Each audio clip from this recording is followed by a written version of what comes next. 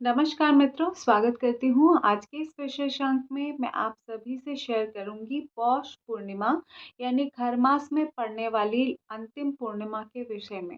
बहुत से लोगों का प्रश्न था, बीच में मैं वीडियो नहीं बना पा रही थी, तो इसके लिए आप सभी से माफ़ी चाहूँगी। तो प्रश्न था कि हम व्रत का उद्यापन करना चाहते हैं या व्रत से संबंधित शुरू करना चाहते हैं। तो ये ऑलरेडी मैंने खरमास की वीडियो बनाई थी, उसमें आप जाके चेकआउट कर सकते हैं कि कब से कब तक खरमास है। तो खरमास जो होता है वो कब ख़त्म होता है मैं आपको बता देती हूँ। तो बीच में आपको कोई भी व्रत शुरू या समाप्त नहीं करना होता है। नेक्स्ट जो बात होती है वो पूर्णिमा पर जो लोग पूजा करना चाहते हैं, जो लोग सत्यनारायण भगवान की कथा करते हैं, वो बिल्कुल कर सकते हैं, उसमें कोई समस्या की बात नहीं है। जो लोग पहले से कर रहे हैं, वो लोग व्रत या पूजा कर सकते हैं। जो लोग शुरू करना चाहते हैं, वो इस पूर्णिमा से व्रत को शुरू नहीं करेंगे। अगर आप पहली बार इस व्रत को करेंगे, तो आप इस व्रत को अभी मत शुरू कीजिए, नेक्स्ट में आप शुरू कीजिएगा। माघ मास भी बिल्कुल जो हमारा कार्तिक मास होता है, कार्तिक मास के जो नियम होते हैं, उसी के अनुसार होता है, उसी के रूप में होता है। तो हम उस मास में मतलब माघ मास की जो पूर्णिमा होती है, फरवरी में पड़ती है, वसंत पंचमी के बाद, उस पूर्णिमा से भी आप व्रत को शुरू कर सकते हैं। तो आइए जानते हैं पौष पूर्णिमा व्रत के बारे में। क्या विशेष इस पूर्णिमा पर है, क्या विशेष हमें करना चाहिए और कैसे इस व्रत को हमको करना है और हम व्रत में क्या खा सकते हैं। सबसे महत्वपूर्ण चीज़ें खाने को लेकर आ रही थी, तो वो भी आज के इस वीडियो में हम जानेंगे। साथ ही साथ अगर मासिक धर्म में आप हैं तो कैसे इस व्रत को आप कर सकती हैं, कौन से दिन आपको इसकी पूजा इत्यादि करनी है। और थोड़ी-सी जानकारी माघ मास में जो स्नान होता है उससे संबंधित भी आज की इस वीडियो में हम लेंगे। तो सबसे पहले समझते हैं माघ मास की जो पूर्णिमा है वो कब से लगेगी। तो देखिए माघ मास की जो पूर्णिमा है वो 13 एक ही दिन पूर्णिमा लग रही है इस बार, तो एक ही दिन का है फिक्स, वो 13 तारीख को लग रही है यानी सोमवार, यानी कल के दिन माघ मास की पूर्णिमा लगेगी। तो जब ये पूर्णिमा लगेगी तो उस दिन आपको व्रत करना है पूरा। कुछ लोग ऐसा करते हैं कि दिन भर फलाहार करते हैं, संध्या के समय वो भोजन कर लेते हैं बिना नमक का, यानी खीर पूड़ी का भोग भोग लगाते हैं माता लक्ष्मी को, चंद्र देवता को, और उसके बाद भोजन ग्रहण कर लेते हैं। और वो जो भोजन होता है वो मीठा भोजन होता है। मीठा भोजन यानी कि खीर और पूड़ी ही सिर्फ खाते हैं बहुत से लोग। तो आप वैसे भी कर सकते हैं, और जो जिनकी भी तबीयत खराब है या जो लोग मुझसे पूछ रहे थे कि वो डायबिटिक हैं और वो भोजन करना चाहते हैं, तो वो इस तरह से भोजन कर सकते हैं। अभी मैं थोड़ा डिटेल में इसको बताऊँगी, बीच में बाकी चीज़ों को भी बताना चाह रही हूँ आपसे। जो जो लोग व्रत खोलने का नियम पूछ रहे थे, तो पूर्णिमा के व्रत में जो व्रत खोलने का नियम है, वो चंद्र देवता के दर्शन के साथ है। तो जब आप चंद्र देवता का दर्शन करेंगे, यानी लगभग शाम को 5:30 बजे चंद्रोदय होगा, उसी समय आपको चंद्र पूजन के बाद भोजन करना है, यानी कि भोग आप ग्रहण कर सकते हैं, ठीक है? यानी भोजन कर सकते हैं। उससे पहले भी आप कर सकते हैं, अगर आप फलाहार करके करना चाहते हैं, तो कर सकते हैं, उसमें कोई समस्या नहीं है। नेक्स्ट जो बात आती है, पूजन की बात आती है। देखिए, माघ मास का जो स्नान है, वो बहुत से लोग पौष मास की पूर्णिमा से भी शुरू करते हैं। जो पंच दिवसीय स्नान करते हैं या 4 दिन का स्नान करते हैं माघ मास में, जैसे बहुत से लोग माघ मास में 4 दिन का स्नान करते हैं विशेष तिथियों पर, मैं भी आपसे शेयर करूँगी। लेकिन बहुत से लोग क्या करते हैं, सिर्फ़ पूर्णिमा, अमावस्या पर स्नान करते हैं, ठीक है? तो जैसे बहुत से लोग का प्रश्न ये था कि खरमास में हम क्या नहा लें? तो देखिए हमारे यहाँ नहाया जाता है। यानी जो खर मास में पड़ने वाली ये जो पूर्णिमा तिथि है, जो कल पड़ेगी, यानी दिन सोमवार के दिन पड़ेगी, क्योंकि बहुत उत्तम तिथि में भी पड़ रही है। आप देखिए सोमवार को पड़ रही है, और सोमवार वैसे ही भगवान शंकर का बहुत प्रिय दिन है। चंद्र देवता के साथ-साथ शिव भगवान का पूजन तो बहुत विशेष रूप से किया जाता है। तो देखिए वैसे ही बहुत महत्वपूर्ण तिथियों में से एक है, तो आप चाहें तो स्नान कर सकते हैं, उसमें कोई समस्या की बात नहीं है।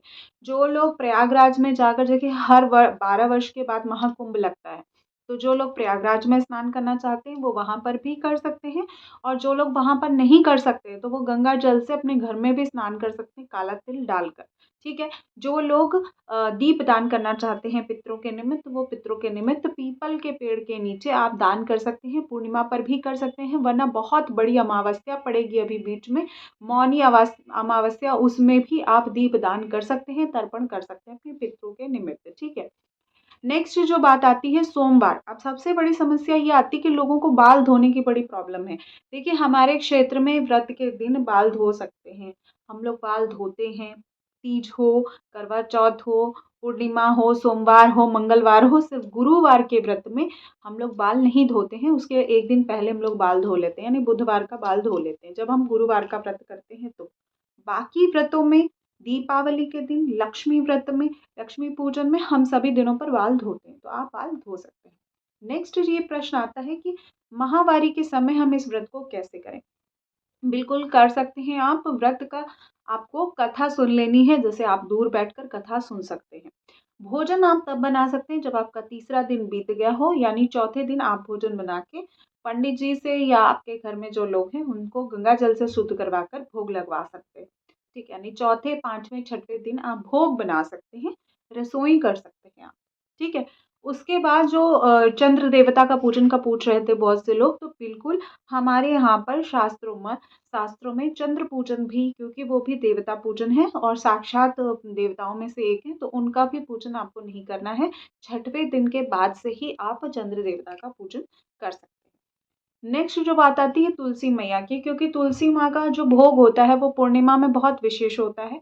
और 1 दिन पहले, यानी आज जब मैं ये वीडियो अपलोड कर रही हूँ तो रविवार है, आज के दिन भी तुलसी पत्र नहीं तोड़ा जाता और कल तो पूर्णिमा ही है तो कल भी नहीं तोड़ा जाएगा।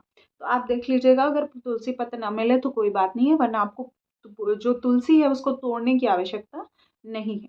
नेक्स्ट जो बात आती है कि सबसे इम्पोर्टेंट चीज़ खाने का। बहुत सारे प्रश्न ये हैं कि जिनको डायबिटीज़ है, जिनको कोई इश्यू हो गया है या जिनकी प्रेगनेंसी है, वो इस व्रत को कंटिन्यू कैसे करेंगे? क्योंकि वो शुरू से व्रत किसी नियम के साथ रह रहे थे। तो बीच में देखिए स्वास्थ्य संबंधित कोई भी दिक्कत आती है, तो आप फलाहार करके व्रत को कर सकते हैं। फलाहार कर लीजिए दिन में और चाय पी सकते हैं आप। फलाहार में आप चाय पी सकते हैं, मीठा भोजन आप कर सकते हैं।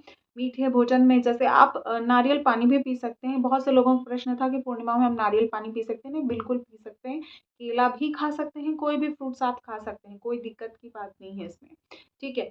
उसके बाद आप जितना भी जो हमारे भोग बनते हैं बिना नमक का, आपको सेंधा नमक का प्रयोग नहीं करना है।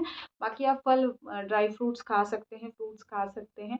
इस तरह के पनीर वगैरह भी आप खा सकते हैं, जो घर पे बनी होती है उसको आप खा सकते हैं। दूध से बनी चीज़ें आप खा सकते हैं, चाय पी सकते हैं। तो इस तरह की चीज़ें आप खा पी के व्रत कर सकते हैं। इसके अलावा जब आप संध्या में आटे से बनी चीज़ें, जैसे पूड़ी हो गई, जैसे बहुत से लोग पूड़ी खाते हैं, पूड़ी हलवा खाते हैं, बहुत से लोग पूड़ी खीर खाते हैं, तो आप अपने यहाँ का नियम देख लीजिएगा, तो उसके हिसाब से आप भोजन कर सकते हैं। संकल्प जैसा आपने किया हो वैसा भी आप कर सकते हैं। ठीक है, गाजर का हलवा पूछ रहे थे, तो गाजर का हलवा खा सकते हैं, इसमें कोई समस्या नहीं है। ठीक। नेक्स्ट जो प्रश्न आता है वो ये है हवन से संबंधित, क्योंकि खरमास चल रहा है तो बहुत से लोग हवन पर भी प्रश्न करते हैं। तो देखिए खरमास से कोई संबंध नहीं है कि हम अपनी पूजा पाठ को बदल दें। जैसे आप हवन कर रहे हैं आप उसको कर सकते हैं, उसमें कोई दो राय नहीं है, कोई उसमें दुविधा की बात नहीं है कि ग्रह नक्षत्र किसी दिशा, मतलब किस दशा में है, सूर्य नारायण से संबंधित कोई दिक्कत की बात नहीं। आप हवन कर सकते हैं सूर्य नारायण को जल देने के लिए, मैंने ऑलरेडी एक पुरानी वीडियो में बताया था, आप उसमें भी चेकआउट कर सकते हैं।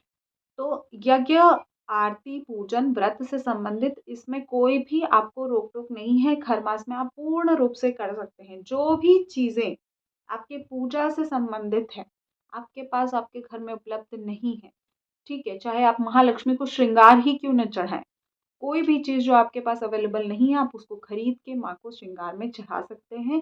हर मास में देवी पूजन से संबंधित या कोई वैसा कुछ खुशी हुआ हमें, कोई कोई ऐसी चीज़ हुई तो हम उसको नहीं रोकते हैं। जैसे खरमास में अगर बच्चा होता है, तो उसका फ़िक्स्ड डे है, वो 6वें दिन ही छठी मनाई जाएगी।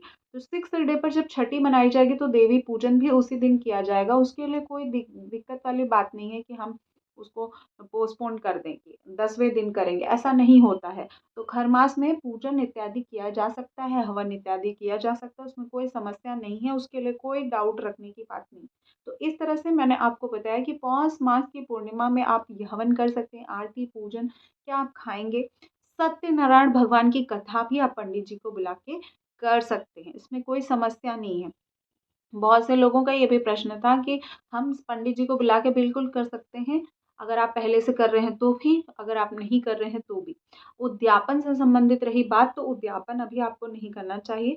उद्यापन के लिए आपको वेट करना चाहिए। जब कोई विशेष पूर्णिमा आती है, कोई विशेष तिथि में ही आप उद्यापन करें। अभी के लिए आप इसको पेंडिंग कर दें, अभी के लिए आप इसको थोड़ी देर के लिए रोक दें, व्रत को कर लें। नेक्स्ट जो बात आती है, अगला प्रश्न है भद्रा से संबंधित। देखिए, जो भद्रा है वो काफ़ी लंबे समय तक के लिए भद्रा है। तो भद्रा का कोई वैसा अशुभ संयोग नहीं है, क्योंकि जो भद्रा है वो स्वर्गलोक में रहेगी, और जब भद्रा जो है वो स्वर्गलोक में होती हैं तो उस समय उसको धरती पर मान्य नहीं किया जाता है। तो इसमें कोई समस्या नहीं है, आप धागा वगैरह बांध सकते हैं, पूजन वगैरह कर सकते हैं, कोई समस्या इसमें नहीं है। नेक्स्ट जो प्रश्न आता है चंद्र पूजन से संबंधित एक और प्रश्न है कि चंद्र पूजन, देखिए चंद्र पूजन आपको बहुत सारे रूपों से आपको बलवान बनाता है। जो लोग पूर्णिमा का व्रत करते हैं, पूजन करते हैं, उनके लिए तो ठीक, जो लोग नहीं करते हैं उनके लिए भी मैं बता दूं कि पूर्णिमा के दिन चंद्र देवता का पूजन आपको अवश्य से अवश्य करना चाहिए। चंद्र देवता न केवल सौंदर्य आकर्षण प्रदान करते हैं, सौंदर्य प्रदान करते हैं, इसके अलावा आपकी कुंडली में स्थिरता पद प्रदान करते हैं, मन की स्थिरता को बनाए रखने का काम करते हैं। मन की स्थिरता यानी कि अगर आपका मन चंचलायमान नहीं होगा तो बहुत जल्दी अपने चक्रास को, अपनी पूजा पाठ की पद्धति को, अपनी अपनी अपनी जो जो मनोस्थिति की वजह से बहुत डिफरेंट तरह के विचार आते हैं ना, उसको भी हम रोक सकते हैं। तो चंद्र पूजन का बहुत विशेष महात्मा बताया गया है। जिनके चंद्र स्ट्रांग हैं उनके लिए तो बहुत ही अच्छा है, जिनके चंद्र निम्न के होते हैं, नीच के होते हैं, उनको भी चंद्र पूजन अवश्य करना चाहिए और बहुत फलदायी है। आप एक चांदी का लोटा ले सकते हैं, सिल्वर का लोटा ले लीजिए, या तो स्टील का लोटा ले लीजिए, मिट्टी का लोटा ले लीजिए, वो और बेस्ट है। उसके अंदर सफ़ेद चंदन डालिए, सफ़ेद चावल यानी अक्षत जो टूटे हुए ना हो उसको डालिए। उसके साथ ही आप उसमें कुछ सुगंधित जैसे इत्र वगैरह होता है उसको डालकर 5:30 बजे चंद्र देवता का उदय होगा, आप उनको जल दीजिए और ओम चंद्रमसे नमः का जाप आप कर सकते हैं।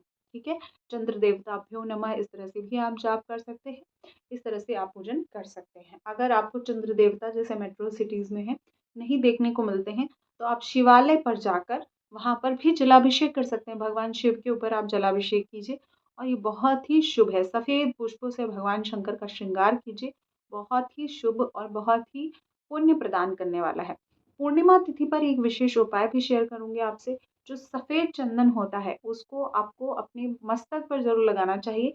इतनी एरिया में अगर आप सफ़ेद चंदन लगाते हैं तो सफ़ेद चंदन यहाँ से लेके यहाँ के बीच में अगर आप सफ़ेद चंदन लगाते हैं तो आपका मस्तिष्क मस्तिष्क से संबंधित रोग होने की संभावनाएं बहुत कम हो जाती हैं।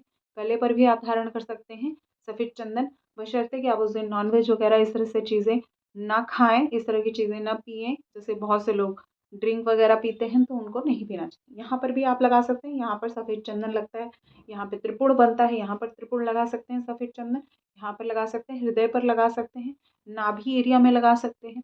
यहाँ पर सफ़ेद चंदन त्रिपुण के रूप में भी लगता है। त्रिपुण मतलब ऐसे 3 चंदन को सफ़ेद चंदन को लगा के शिवलिंग पर लगाइए और वही त्रिपुण आप जो है अपने इस तरह से आप लगा सकते हैं। यहाँ पर लगाइए, यहाँ पर लगाइए और नाभि एरिया में तो बहुत ही ज़्यादा फ़ायदा करता है।